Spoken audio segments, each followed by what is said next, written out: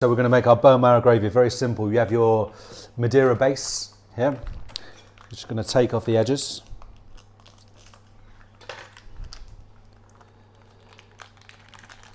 Into a small pan, and then you're just going to bring that to the boil.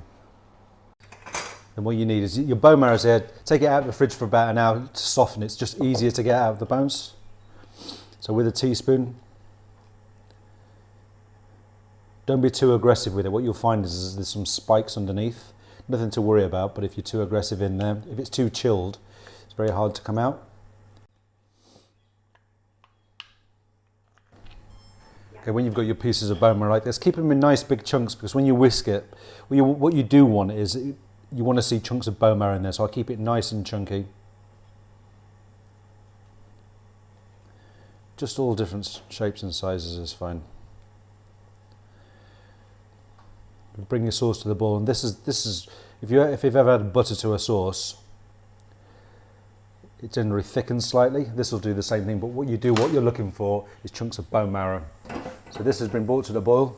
This will be a couple of minutes just to cook the bone marrow. You'll see the bone marrow, some of it will disintegrate, some of it will stay in nice big chunks. But don't be too aggressive with your whisk.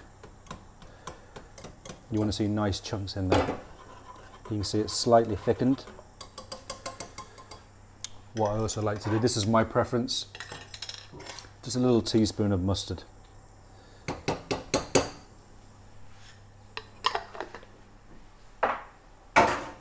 English mustard. The smell of this just reminds me of Hawksmoor.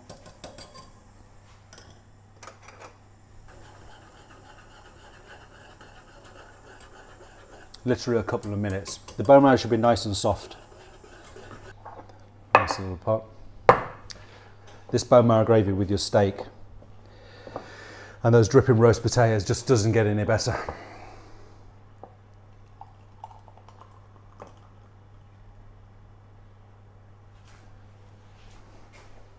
And there you have bone marrow gravy.